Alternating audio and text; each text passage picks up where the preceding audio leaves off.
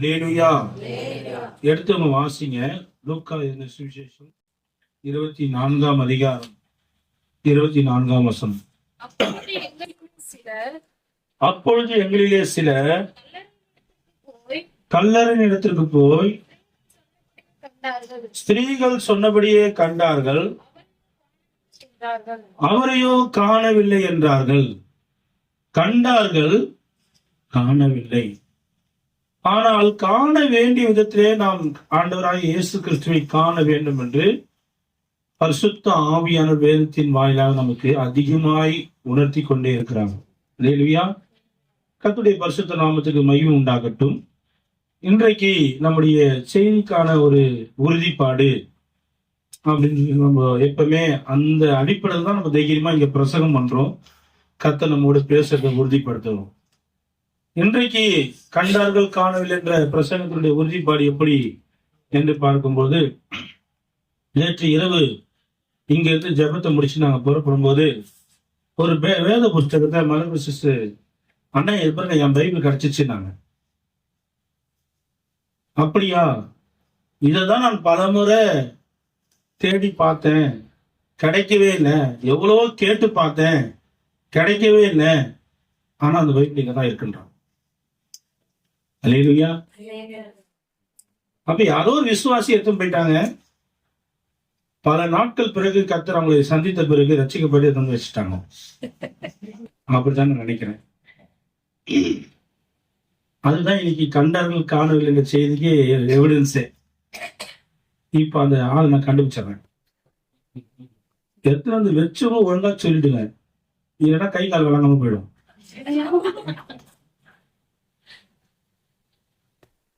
சொல்ல முன் வரீங்களா? அதுக்கெல்லாம் போன நேரம் ஆயிடும்.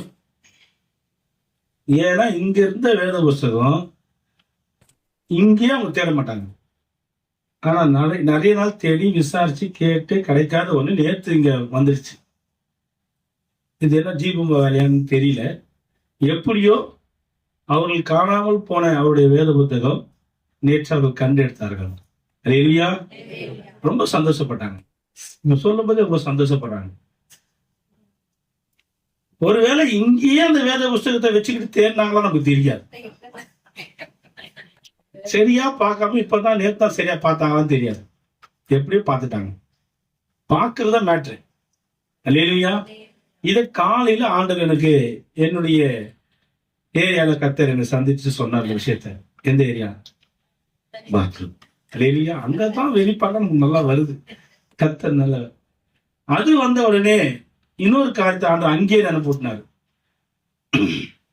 இதெல்லாம் notes the point. Note the point. கவனிக்க வேண்டிய காரியம். ராகுல் வீட்டுல அவங்க அம்மாவுடைய லோன் விஷயமா ஒரு பேப்பரை ரொம்ப வருஷமா தேடினாங்க. அது கிடைக்கவே இல்லை. ஆனா ராகுல் ஏதோ ஒரு பொருத்தனை பண்ணான்னு நினைக்கிறேன். அப்படின்னு நம்பி செல்ல வீடியோ கேம் விளையாட மாட்டான் ஆண்டவரேன்னு சொல்லி அப்படின்னு அவன் பொருத்தனை பண்ணான். அந்த பேப்பர் அவங்களுக்கு தான் இருந்துச்சு.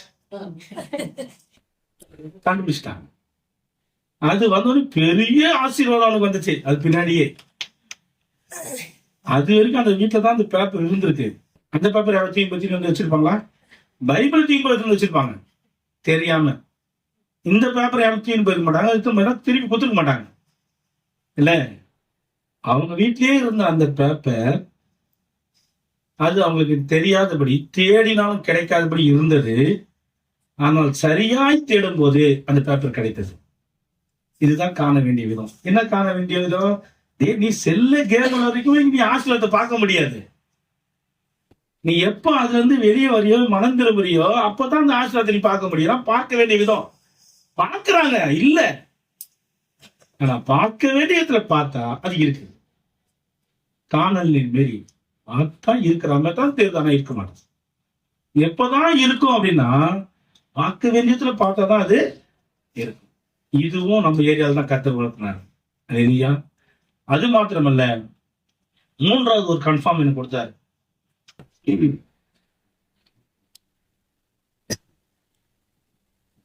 எனக்கு ஒரு சங்கீத பகுதியும் நோட்டு ரொம்ப நாளா தேடிங்க வந்தாங்க. அதுவும் நான் மத்த வீட்டுல கண்டெடுக்கல, எங்க வீட்டுல தான் கண்டெடுத்தேன். நான் கண்டெடுத்த அந்த சூட்கேஸ்ல பல முறை அந்த சூட்கேஸ் தட்டி தட்டி எடுத்துட்டேன். அந்த நோட் அப்பெல்லாம் இல்லை. எனக்கு அந்த சங்கீத நோட்டை காண அடிச்ச பிறகு எனக்கு இருந்த வேதனை இருக்கு. ஐயோ, ஏன்னா கொரோனா பீரியட்ல சென்னையில இருந்து ஒரு பெரிய ஊழியக்காரு போன்லயே கான்பரன்சிங்ல பைபிள் கிளாஸ் நடத்தினாரு. அதுல கிடைச்ச நோட்ஸ் அது. நான் சபையில பைபிள் கிளாஸ் படிக்கும் போது சங்கீதத்துக்கு பாடமே எடுக்கலாங்க. ஆனா அவரு நல்லா விழாவறிய பாடத்தை அதை நான் நோட்ஸா வச்சிருந்தேன். அதை காமிச்சு அப்படி. ஆனா எவ்வளவு பிரயாசப்பட்டு தேர்ந்தேன் வீட்டை ஃபுல்லா. ஆனா ஒரு நாள் அந்த நோட் எனக்கு கர்த்தர் கொடுத்தாங்க. இல்லையா? அப்போ நான் தேடுறது சரியில்லையா, கிடைக்கும் போது தான் நான் கரெக்டா தேடனா அதெல்லாம் எனக்கு தெரியாது. ஆனா நோட்டு கிடைச்சது, அதற்கு நான் சந்தோஷப்பட்டுட்டேன். இல்லையா? இப்போ இந்த ஒரு உறுதிப்பாடையும் அதே ஏரியால தான் கொடுத்தாரு. இல்லையா? எத்தனை உறுதிப்பாடு? 3 ஆயிட்டு. இதுதான் அப்படின்னா நமக்கு எங்க கன்ஃபார்ம் வரணும்? வேதத்துல வரணும். அதான் துல்லியமானது. இன்னைக்கு பிரசங்கம் நான் கிடையாது. எனக்கு இருமலும் உடம்பு இருக்கிற பிரச்சனையும் கண்டிப்பா பண்ண முடியாது. போய் நின்றுகிட்டு லப்பு லப்புன்னு நான் இருமுனா நல்லா இருக்காது. அதனால அம்மா நீ பண்ணிருப்பான்னு சொல்லி பரிமாற்றம் பண்ணிட்டேன் எப்சிபா கிட்ட. அவங்களும் நாங்க கிளம்பி வர வரைக்கும் பிரசங்கம் எடுத்து ரெடி பண்ணி வச்சுட்டாங்க. நான் சொன்னேன், அங்க போய் நான் பண்ணிடுவேன், என்னால பண்ண முடியல, நீ பண்ணணும் அப்படின்னு ஒரு ஒப்பந்தத்தோட வந்தோம். நான் வரும்போது கேட்டேன், என்னம்மா ரெடி ஆகிறேன்னா, அப்பா நீங்க பண்ணுங்க, பாதியிலும் உங்களால முடியலாம் உட்காந்து நான் பாத்துக்கிறேன்.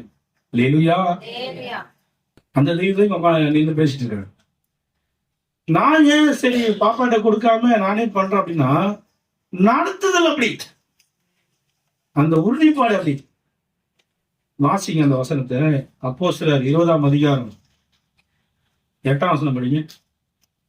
அவர்கள் கூட இல்ல அப்போஸ்தலர் 20ஆம் அதிகாரம் நான் படிக்கிறேன், இவங்கெல்லாம் படிக்கிறேன். அவர்கள் கூடியிருந்த மேல் வீட்டிலே அநேக விலங்குகள் வைத்திருந்தது.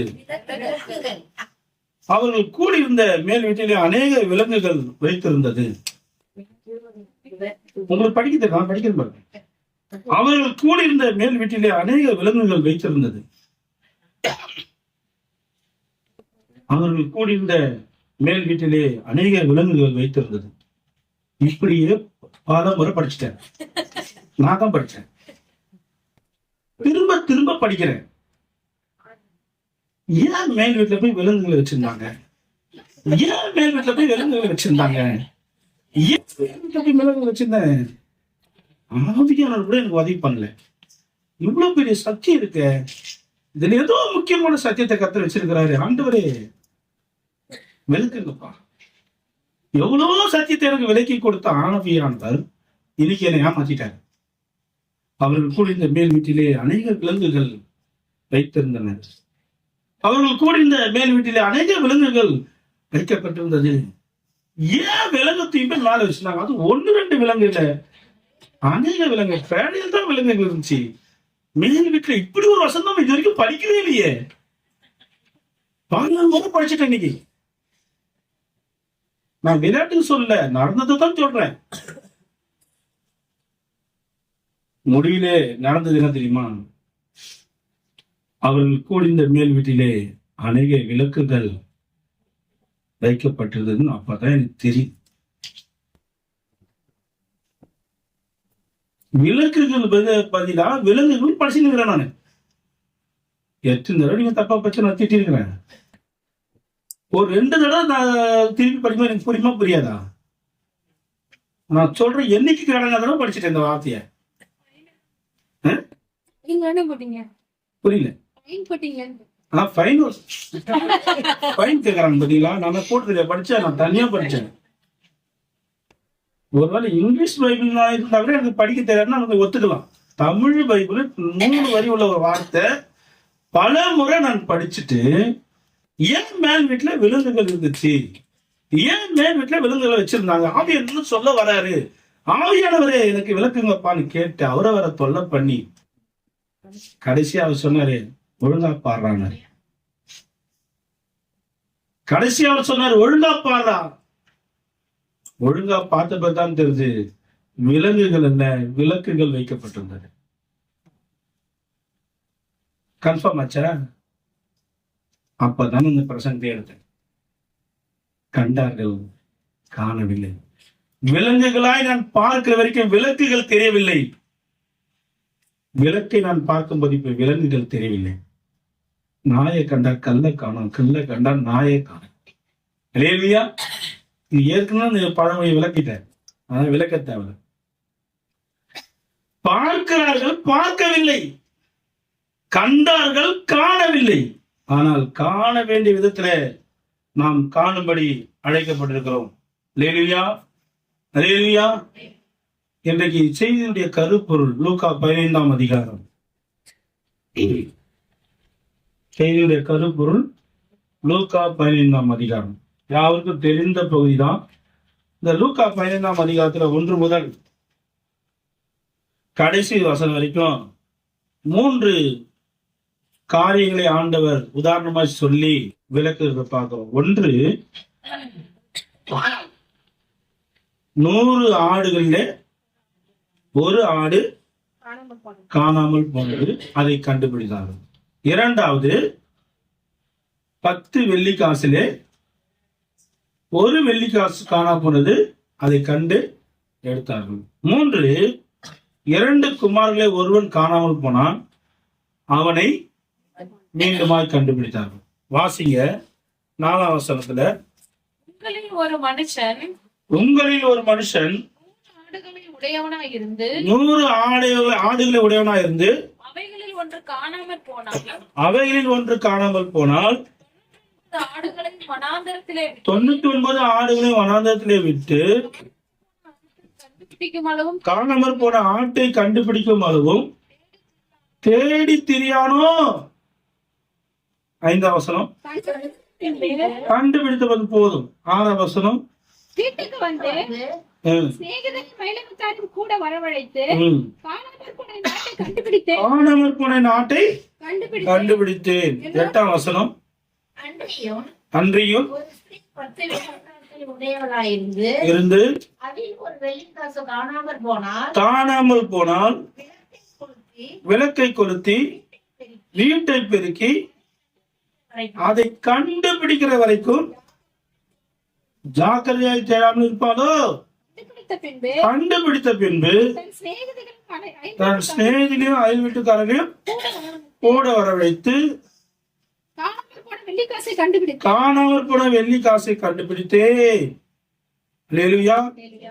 24ஆம் வசனம், என் குமாரனாகிய இவன் மரித்தான், என் குமாரனாகிய இவன் மரித்தான், திரும்பவும் உயிர்த்தான், போனான், காணாமல் போனான், காணப்பட்டான், திரும்பவும் காணப்பட்டான் என்றார். போதும். 32ஆம் வசனம், உன் சகோதரனாகிய இவனும் மரித்தான், உன் சகோதரனாகிய இவனோ மரித்தான், திரும்பவும் உயிர்த்தான், போனான், காணாமல் போனான், காணப்பட்டான், திரும்பவும் காணப்பட்டான். ஆனபடினாலே சந்தோஷப்பட்டு சொன்னான் என்றார். மகிழ்ச்சியா இருக்க வேண்டுமே என்று சொன்னான். அல்லேலூயா. அப்ப இந்த லூக்கா 15ஆம் அதிகாரம் எல்லாருக்கும் நல்லா பலட்சமா தெரிஞ்ச ஒரு பகுதி. இதுல பல விதங்கள்ல நம்ம கர்த்தருடைய வார்த்தையை தியானிச்சிருப்போம், கேட்டிருப்போம். ஏன் இங்க கூட நம்ம அதை பிரசங்கம் பண்ணி கேட்டுதான் எனக்கு நல்லா ஞாபகம் இருக்கு. ஆனா என்ன பிரசங்கம் பண்ணதான் எனக்கு ஞாபகம் இல்லை. ஆனாலும் அதே பகுதி இன்றைக்கு வித்தியாசமா கத்த சில காரியங்களை எனக்கு உணர்த்தி காட்டினால உங்களோட அதை ஷேர் பண்ண நான் நிக்கிறேன். முதலாவது காரியம், 100 ஆடு, அதுல ஒரு ஆடு காணாம போச்சு. அந்த ஆட்டுக்கு உரியவன பண்றான், அந்த ஒரு ஆட்டை தேடி கண்டுபிடிச்சு சந்தோஷப்படுகிறான். 99 ஆடை காட்டிலும் காணாமல் போன ஒரு ஆட்டை தேடி அதை கண்டுபிடித்த பிறகுதான் அவனுக்கு அந்த சந்தோஷத்தை சொந்தமாக்கி கொள்கிறான். இல்லையா? ஒரு ஆடு காணாம போச்சுன்னா மீதி எத்தனை ஆடு? 99 ஆடு. இப்ப இந்த இடத்துல அங்க ஆவியானவர் இயேசு கிறிஸ்து அங்க எப்படி அதுக்கு விளக்கம் கொடுக்கிறாரு? 99 நீதிமான்களை காட்டிலும் ஒரு பாவி மனம் திரும்புவது சந்தோஷம். இப்ப இது சம்பவமானு கேட்டா சம்பவம் கிடையாது, உவமை. ஆண்டவர் ஒரு காரியத்தை சொல்றதுக்காக ஒரு உதாரணம் சொல்றாரு. என்ன உதாரணம் சொல்றாரு? ஒருத்தர் 100 ஆடு இருந்துச்சு, அதுல ஒரு ஆடு காண போச்சு. 99 ஆடை விட்டுட்டு ஒரு ஆடு தேடி போய் என்ன பண்றான்? அதை கண்டுபிடிச்ச பிறகு சந்தோஷப்படுறான். இப்போ 100 ஆடு இருக்கும் போது அவன் என்ன பண்ணான்? 100 ஆட்டையும் பார்த்துட்டு இருந்தான். அப்போ அவனுக்கு சந்தோஷம் இல்லையா? இருந்துச்சா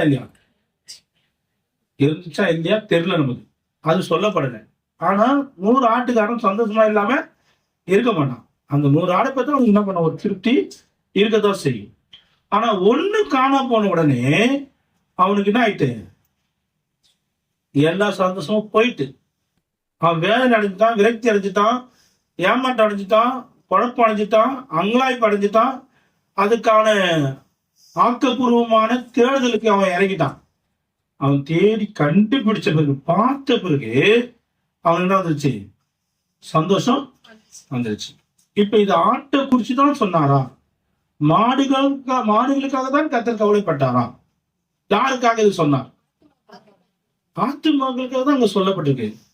ஏன்னா காணாமல் போகாதபடி கூடவே இருக்கிற மந்தைக்குள்ளே இருக்கிற 99 ஆடுகள் ஆகிய நீதிமான்கள் என்று சொல்லிடுறாரு. இப்ப மந்தைக்குள்ளே இருக்கிறவங்களை குறிச்சு ஆண்டவர் பாவின்னு சொல்லல, என்ன சொல்றாரு? நீதிமான் சொல்றாரு. ஆனா மந்தையை விட்டு மிஸ் ஆகி போன ஒரே ஒரு நபரை நீதிமான் சொல்லல, என்ன சொல்றாரு? பாவின்னு சொல்றாரு. அந்த பாவியை கூட விடாம திரும்ப துரத்தின்னு போய் எங்க உழைஞ்சாலும் தேடி போய் கண்டுபிடிச்சு திருப்பி கொண்டு வந்து மந்திரியை வைக்கிறாருங்களேன், அப்போ அவர் சந்தோஷப்படுறாரு. இப்ப இயேசு கிறிஸ்துவ நம்ம பார்க்கணும், பார்க்க வேண்டிய விதத்துல பார்க்கணும் அப்படின்னு சொன்னா, நாம என்ன பார்க்கணும் அப்படின்னு சொன்னா, இந்த விசுவாசி கூட்டத்திலே நீதிமான கூட்டத்திலே கும்மியாசிட்டு இருக்கிறத விட இங்கிருந்து மிஸ் ஆகி கொண்டிருக்கிற அந்த பாவியாகிய மந்தைக்குரியவர்களாயிருந்த நபர்கள் என்ன பண்ணுவா? தேடி கண்டுபிடிக்கணும். அதுதான் இயேசு பார்க்க வேண்டிய பார்வை. இதுக்கு நல்ல ஒரு ஆதாரம் என்னன்னா, இன்னைக்கு சபையினுடைய செய்தி அதான். எபிரேயர் 12:12 என்ன கொடுது? ஆகையால் தளர்ந்த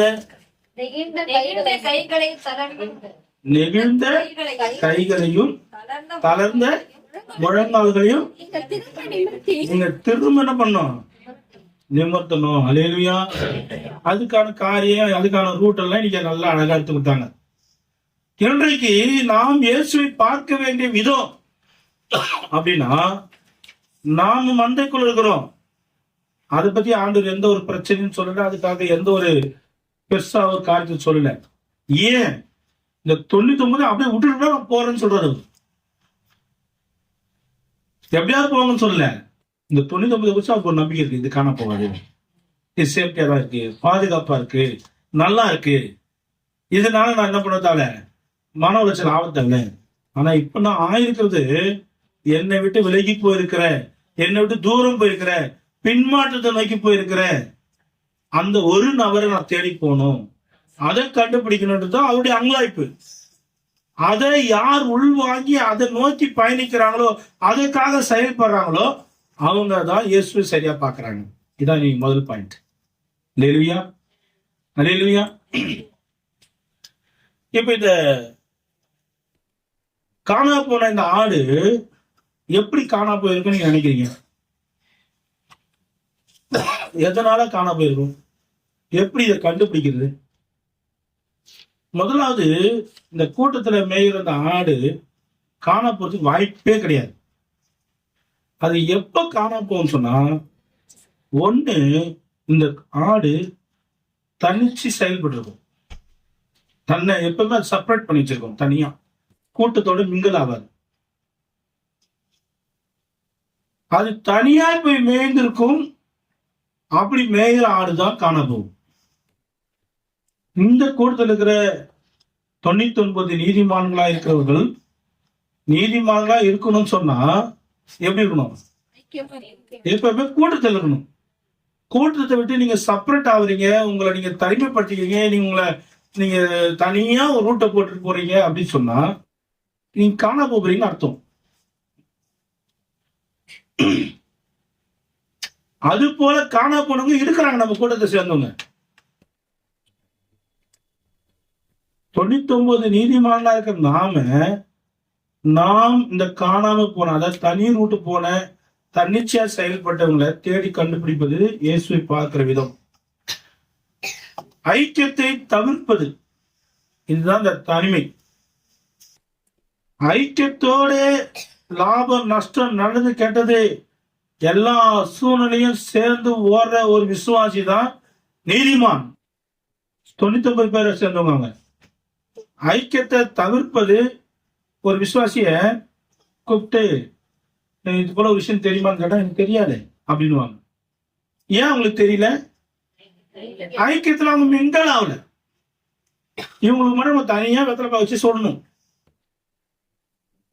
இப்படி தனிச்சு இருக்கிற நபர், கூட்டத்துல என்ன நடக்குது என்பதை அறியாத நபர், நீ செப்பரேட் ஆகுற, நீ காணாம போறன்னு அர்த்தம். இன்றைக்கு நீதிமானா இருக்கக்கூடிய 99 பேரை சேர்ந்தவளா நம்ம இருப்போம்னால் நம்ம ஐக்கியத்தில் இருக்கிறத உறுதிப்படுத்திக்கணும். ஐக்கியத்தில் இருக்கிறத உறுதிப்படுத்துறவங்க காணா போனவங்களை தேடணும். இல்லையா? இன்னைக்கு முழுக்க முழுக்க அதான் செய்தி சபையில. மீண்டும் அதே வார்த்தையை ஆண்டு திரும்ப இந்த இடத்துல வைக்கிறாருன்னு சொன்னா ஆவியார் பயங்கரமா கவனம் செலுத்துறாரு இந்த விஷயத்துல.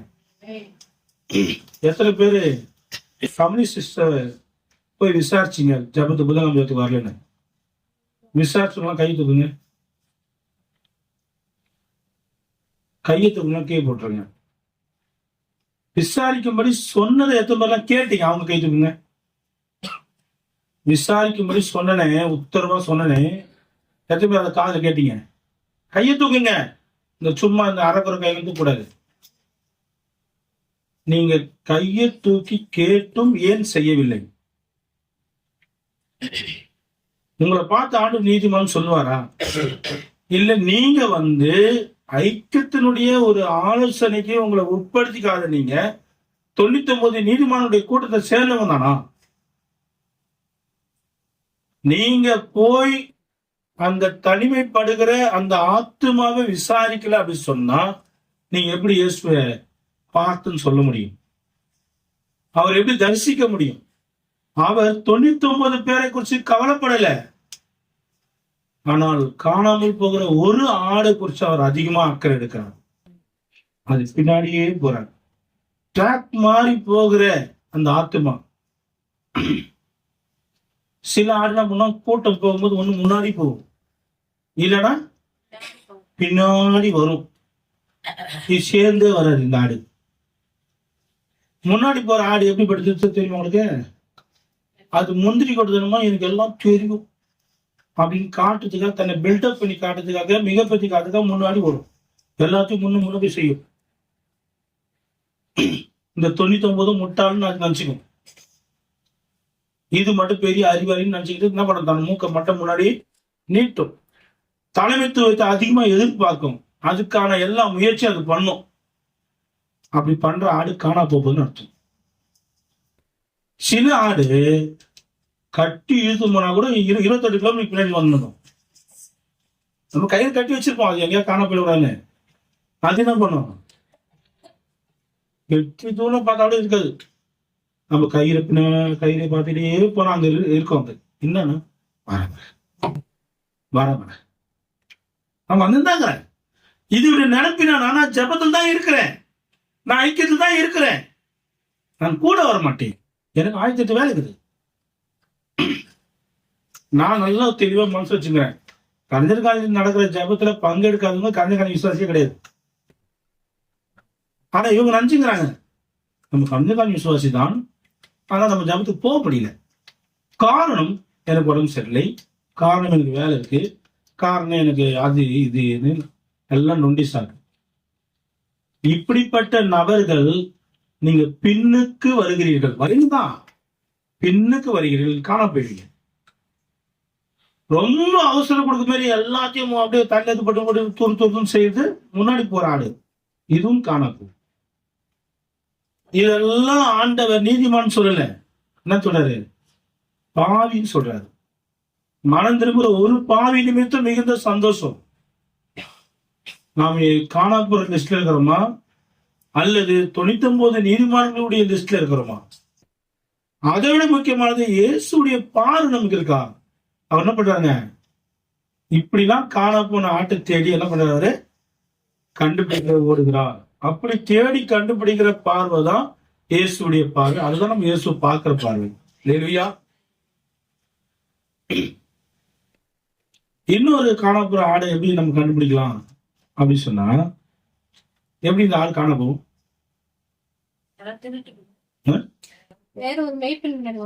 யாராவது மேய்ப்பு தூக்கி போயிடுவான், இல்ல கசாப்புக்காரன் தூக்கி போயிடுவான், இல்ல வேற ஆடு ஓடி போயிடுவாங்க. இதெல்லாம் லவ் பண்றாங்களா? அப்படி ஓடிக்குதா சார்? புறா தான் வேற புறா கூட போயிடும். வேற கூட்டத்துல போய் சேர்ந்தோம். அது நிறைய நடக்கும் சபையில. இன்னைக்கு இந்த சபையில இருப்பாங்க, நாளைக்கு வேற சபையில இருப்பாங்க. வேற எதுவும் சொல்லுங்க. என்ன பொறுத்த வரைக்கும் என்ன கான்செப்ட்னா, நீ இங்க இல்லையா, வேற சபையில இல்லையா, அந்த இல்லையா சொல்றேன் நான். எப்படி ஒரு சபையில இருக்கல, பரலோகத்துக்கு வந்தா சேர்த்தான். வேற சபையில போய் வீணா போயிட்டு நான் ஃபீல் பண்ணுவேன். இங்கதான் இருக்கணும்னு அவசியம் இல்லை. இங்க விட உனக்கு நல்ல ஒரு ஆதாரம் வேற ஒரு சபையில கிடைக்குதோ, நீ அங்க போறதுதான் பெஸ்ட். அதை விட பெஸ்ட் நீனே ஒரு சபையா மாறிட்டுன்னு வச்சுக்கேன், அது அதை விட பெஸ்ட். இது காணப்போன லிஸ்ட் சொல்ல முடியாது. காணப்போன லிஸ்ட் தெரியுமா? தகவல் தொடர்பு துண்டிக்கப்பட்டிருக்கும் அந்த ஆட்டுக்கு. ஆடுங்களுக்கு தகவலுக்கு தெரியுமா? ஒரு ஆடு மேனம், அது அங்க மேஞ்ச மேனம் தூக்கி என்ன இங்கதான் மேஞ்சுக்கிறேன் அது சொல்லும். பாத்தீங்களா? அவங்க ஆடு வயல்ல மேய்ச்சிட்டு இருக்கோம். அது என்ன பண்ணும், ஒரு டிஸ்டன்ஸுக்கு கொஞ்சம் நேரத்துக்கு ஒரு குரல் கொடுக்கும். மக எங்க இருக்கிற அப்படின்ற மாதிரி. அது சொல்ல, இங்க அம்மா இருக்கிறேன் அந்த குட்டி ஆடு சொல்லும். இல்லையா? வீட்டுக்கார அங்க மேய்ச்சி இருப்பாரு, என்ன நம்ம ஆளை காணும் அப்படின்னு அது சொல்லும். போய் அவங்க வேலை இல்ல, இங்க இருக்க அப்ப கூப்பிடுவேன் அப்படின்னு பொட்டாட்டி ஆடு சொல்லும். ஆகமத்துல இந்த ஆடுகளுக்கு இன்ஃபர்மேஷன் போயிட்டே இருக்கும், குரல் கொடுத்துட்டே இருக்கும். மந்தையிலும் கூட மேய்ப்பன் அப்பப்போ சோத்திரம் சிஸ்டர், சோத்திரம் பிரதர், என்ன ஆளை காணும், இன்ஃபர்மேஷன் வரும்.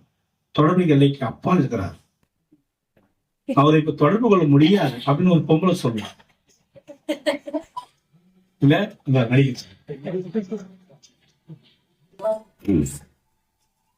இது ஒரு மெசேஜ் பரிமாற்றம். நல்லா இருக்கீங்களா, சாப்பிட்டீங்களா, ஜெபம் பண்ணீங்களா, என்ன ஒரு மாதிரி இருக்குங்க. விசுவாசி விசாரிக்கிறது, ஊழியக்காரங்க விசாரிக்கிறது. விசுவாசிகள் ஊழியக்காரங்க என்ன பண்றது, கான்டாக்ட் பண்ணி இப்ப இருக்குது அப்படி இருக்கு, நான் செய்யறேன், அப்படி போறேன் வரேன் அப்படின்னு சொல்லிட்டு ஊருக்கு போறது. இஷ்டத்துக்கு போறது கிடையாது. கேட்டா நான் இப்பதான் ஊர்ல இருந்து வந்தேன்னு சொல்றது. பெரியவங்களும் அப்படித்தான், சின்னவங்களும் அப்படித்தான். எவ்வளவு சொன்னாலும் தகவல் தொடர்பு துண்டிக்கப்பட்டால் காணாம போயிடுவ விசுவாசியே. நீ நீதிமன்ற லிஸ்ட்ல இருந்து பாதி ஆயிடுவ. அப்படி போகக்கூடாதுன்னு சொல்லி கண்ணு கருத்துமா இருக்கிற ஒரு ஆண்டவர் இயேசு கிறிஸ்து அந்த பார்வை உள்ள விசுவாசி இயேசு பாக்குறாங்க. இதான் அவர் பார்க்கிற விதம். புரியுது நான் சொல்றது? இன்னொரு தகவல் தொடர்பு ஆடுக்கு உண்டு. என்ன பண்ண சொல்லுங்க? எப்படி ஒரு ஆடு கான்டாக்ட் பண்ணும்? தகவல் தொடர்பு. பேசாம நீங்க ஆடு மேய்க்க போலாம், இதெல்லாம் தெரியாம இருக்கீங்கள, தெரிஞ்சுக்கிறதுக்காக. எப்படி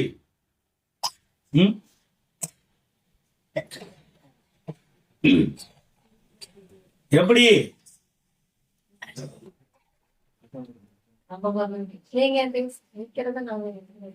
இப்போ நான் பேசுற நினைக்கதான் அவங்க சொல்லுவாங்க. அப்படியே ஆளுங்க எழுஞ்சுக்கிட்டோம். வாசனை. அது ஆடு அதோடைய கால் தடயத்தை அறிஞ்சிருக்கும். பாம்பின் கால் பாம்பு அறியும். இந்த பாம்பு அப்படி போச்சுன்னா ஒரு 10 மணி நேரம் கழிச்சு இன்னொரு பாம்பு அதே ரூட்ல வரும். அதனுடைய வாசனை, அது உணர்வு, பாம்பு தடைன்னு சொல்லுவாங்க. அது மாதிரி ஆடுகள் தன்னுடைய தடைத்தை அறிஞ்சிருக்கும். அது என்ன பண்ணும், போயிட்டு அங்க என்ன பண்ணுவோம், அது முகந்து பார்க்கும். இங்க நம்ம ஆள் மேய்ஞ்சிட்டு போயிருக்கிறாரு, இந்த இடம் போயிருக்காருன்ட்டு ஃபாலோ பண்ணிட்டு போய் கூட்டத்தில் சேர்ந்துடும். வாசனை, நமக்குலாம் ஒரு வாசனை இருக்கு. ஆமே, என்ன வாசனை? ரசம் வாசனை, சாம்பார் வாசனை சொல்லாதீங்க. ஜப வாசனை, ரட்சிப்பின் வாசனை, சுகந்த வாசனை, அபிஷேக வாசனை, பரிசுத்த வாசனை. அதான் மெயின். அல்லேலூயா. நம்மளாம் பாவி கிடையாது. 99 என்னது? நீதிமானுக்குரிய வாசனை. அல்லேலூயா. நம்ம இருக்கிறது அந்த அந்த அந்த டைப் விளங்கும், அந்த தன்மை விளங்கும். அவங்க போய் சொல்ல மாட்டாங்க. நீங்க இன்னொன்னு சொல்ல, நான் நம்பவே மாட்டேன். இல்லையா? இந்த சந்தர்ப்பது மாமா தான் ஏதோ ஒரு விஷயம் நாங்கள் பேசிட்டு இருந்தோம். சார் என்ன பண்றாரு, இவர் குடிப்பாரு அப்படின்னு என்ன சொல்லிட்டாரு. நான் குடிப்பனா அப்படின்னு சொல்லிட்டாரு. சந்தர்ப்ப மாமா அவர் இறந்துட்டாரு. அவருக்கு என்ன ரொம்ப பழக்கம் இல்லை. ஜஸ்ட் அவருக்கு கல்யாணம் அப்படி வந்த போறது அவருக்கு பழக்கம். அதுல அவர் என்னை கவனிச்சிருக்கிறாரு. இவர் பேச்சு வரல என்ன பண்ணிட்டாரு, இவர் ஊழியக்காரர் குடிப்பாரு அப்படி இப்படின்னு அவர் சொல்றாரு. அவர் சண்டை நிற்கிறாரு. யாரு? நீங்க சொல்லுங்க, நான் நம்பவே மாட்டேன். இவர் என்ன பண்ண மாட்டாங்க, அதெல்லாம் வாய்ப்பு இல்லை. அவர் ரொம்ப உறுதியா சொல்றத பார்த்து நான் சொன்னேன், நீங்க என்னங்க இப்படி சொல்றீங்க, செய்வேன் நானே சொன்னேன். நீங்க சொல்லுங்க, நான் நம்ப மாட்டேங்கிறது. அவரு நான் சொன்னாலும் நம்ப மாட்டான். எனக்கு ஆச்சரியமா இருந்துச்சு. எப்படி ஒரு வாசனை பார்த்தீங்களா? என் வாயில நானே குடிக்கிறேன்னு சொன்னா கூட என்னை பார்க்குறாங்க நபர் சொல்றாரு, அதை நம்ப முடியாது, நீங்க செய்ய மாட்டீங்க. அதான் உண்மை. ஏன்னா நான் இருந்த நிமிஷம் வரைக்கும் அந்த எஸ்தருடைய சொப்பனம் இது வரைக்கும் நிறைவேறல. இல்லையா? இது வரைக்கும் கத்துறாங்க அந்த அந்த பொல்லாப்புல விட்டு கொடுக்கல. ஏனென்றால் என்னுடைய வாசனை. நான் மட்டும் இல்ல, இந்த 99 லிஸ்ட்ல இருக்கிற ஒவ்வொருத்தருக்கும் அந்த வாசனை இருக்கு. நீங்களும் நான் யாருங்க? பரிசுத்தவான்கள், பரிசுத்தவாட்டிகள். இல்லையா? பக்கத்துல கையை பிடிச்சு சொல்லுங்க, நீ பரிசுத்தவான், நீ பரிசுத்தவாட்டி. இல்லைங்க?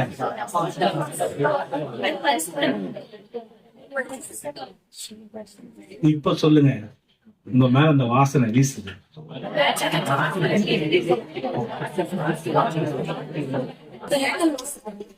ஆமென், ஆமென், அல்லேலூயா. தேவன் நம்மளை அசுத்தத்திற்காக பரிசுத்தத்துக்காக அழைத்திருக்கிறார். நம்மள அந்த வாசனையோட வச்சிருக்கிறார். இந்த வாசனை கனெக்ஷன் கட் ஆகுதுன்னு வச்சுக்கலாம், நீ காணா போயிட்டேன்னு அர்த்தம். இந்த வாசனை கனெக்ஷன் கட் ஆகுதுன்னா நீ காணா போயிட்ட, காணா போன இடத்துல இருக்குன்னு அர்த்தம். யாருக்காவது இங்க கனெக்ஷன் கட் ஆயிருக்கா? தேவ பிள்ளையே, தேவன் நம்மளை அந்த வாசனைக்குள்ளாக வைத்திருக்கிறார். இதை நம்ம சரியா அறிந்திருப்போம் சொன்னா 99 இருக்கணும்னு அர்த்தம். இல்லை என்றால் இதை நாம் தவற விடும் பட்சத்துல நாம் காணா போயிட்டோன்னு அர்த்தம். நம்மையும் கதை தேடி வந்து கொண்டே இருக்கிறார். இல்லையா? நாம் எவ்வளவு தூரம் தொலைந்து போனாலும் சரி, அவ்வளவு தூரம் தேடி வந்து நம்மளை மீட்கிற தேவனா இருக்கிறார். இன்னொரு கனெக்ஷன், இந்த ஆடு காணா போறதுக்கு அது கட் ஆயிடுச்சுன்னா காணா போயிடும். என்னவா இருக்கும்? ஆடு காணா போகுதுன்னா எதனால காணா போகுது? அந்த விஷயம் இல்லைன்னா அது காணா போச்சுன்னு அர்த்தம். இந்த உறவு ஐக்கியம் சொல்லிட்டு நான் ஃபர்ஸ்ட்லயே நன்றி உணர்வு. நீங்க சொல்ல மாட்டீங்க தெரியும், நேரம் வேணாம், நான் சொல்லிடுறேன். ஒரு ஆடு இன்னொரு ஆடு உரைச்சிட்டே இருக்கும். லைனா வாங்க, டச் பண்ண வாங்க அப்படின்னு ஆடு சொல்லவே சொல்லாது. இல்ல, ஒரு ஆட்டுக்கும் ஒரு ஆட்டுக்கும் கை வீசுறதுக்கு கேப் வேணும் அப்படின்னு ஆடு போமா? எப்படி போமா? இடிச்சுட்டு உரைச்சிட்டு என்னவோ இடமே இல்லாத மாதிரி இல்ல, அப்படி கூட்டமா போவோம் இந்த ஆடு. இந்த சூடு இல்லை அப்படின்னு சொன்னா அது காண போயிடுச்சுன்னு அர்த்தம். இல்லையா? எத்தனை பேருக்கு சூடு ஏறுது? இங்க ஏறும், ஏன்னா நல்லா நெருக்கி தான் உட்காந்துக்கிறோம். ஆண்டவர் ரெண்டு பேரும் அனுப்பிச்சாரு. ஏன்னா ஒருத்தனை சூடு குறைஞ்சிட்டாலும் இவனுக்கு சூடு நான் ஏற்றி விட்டுருவான். என்ன சூடு? உடம்பு சூடு இல்ல, அபிஷேக அனல். இல்லையா? கொஞ்சம் அப்படி சோர்ந்து போய் இன்னைக்கு கொஞ்சம் ஜெபம் பண்ணி குறைஞ்சிட்டா அவங்க ஃபயரா வந்திருப்பாங்க. அப்படியே அப்படி திக்கு திக்கு எரியுது. வரும்போது வந்துச்சு, அப்படி நமக்கு போய் வந்துச்சு. இப்ப பக்கத்துல இருக்கிற ஃபயருங்க ஃபயர் ஆயிட்டா. இல்லையா? இது காண போக மாட்டாரு. கோடி வந்தால் கோடி நன்மை. சிங்கம் எந்த வேட்டை விலங்குகளும் கூட்டத்தில் போய் வேட்டையே ஆடாது. தப்பி தவறி போச்சுன்னா வேட்டை விலங்கு அங்க வேட்டை ஆயிடும். பாத்தீங்களா? இப்படி இது ஒரு முடிச்சுன்னா அங்க ஒரு முடிச்சுன்னா இங்க எலும்புலாம் உட்காந்து சிங்கம் வந்தாலும் கந்தல் ஆயிடுவாங்க. ஒரு மாட்டு கொடுத்துல ஒரு சிங்கம் போயிட்டு அப்படியே பார்த்தா சிங்கம் மேல போயிட்டு திட்டி வர்றாரு. அவர் அங்கிருந்து அப்படி ஃபுட்பால் அடிக்கிறாரு. அவர் அப்படி போயிடுறாரு. இப்படி அப்படி ஊந்த ஒரு கடத்துல கூட்டம் கலைஞ்சிச்சு. சிங்கம் எந்த காப்ப கிடக்குறாரு.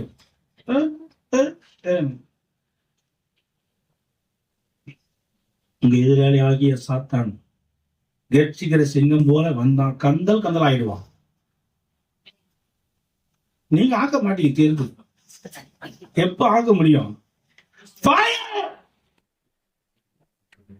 அப்படியே ஒருத்தர் மேல இருக்கிற அக்கினி இன்னொருத்தர் மேல அப்படியே பட்டி எரிஞ்சு அப்படி இந்த கூட்டத்துல ஆராதிக்கும் போது ஒரு அக்கினி வந்துச்சுன்னா, வல்லமையினாவியானவர் என்னுள் வந்து விட்ட காரணத்தினால் பொல்லாத சிங்கமாகிய சாத்தானே. அல்லேலூயா. சொல்லும் போது ஃபயர் வரதா இல்லையா? அல்லேலூயா. இந்த அனல் இல்ல, அனல் கனெக்ஷன் கட்டு அப்படின்னா நீ காணா போயிடணும். இந்த இடத்துல 99 நீதிமான்களாய் நாம் இருந்தாலும் கூட நமக்குள்ள இந்த ஒரு ஆடு காணா போயிருக்குமானால் அந்த ஆடு தேடி போகிறவர்கள் தான் இயேசுவை பார்க்க வேண்டிய விதத்துல பார்க்கிறார்கள். அல்லேலூயா. அல்லேலூயா. இன்றைக்கு நம்முடைய கூட்டத்தை சேர்ந்த எத்தனை பேர் இந்த ஜபத்துல இல்லை? நம்ம பிக்ஸ் பண்ணிட்டாங்களே, அவங்க அப்படித்தான், அவங்க வர மாட்டாங்க, அவங்க நான் சொன்னா கேட்க மாட்டாங்க.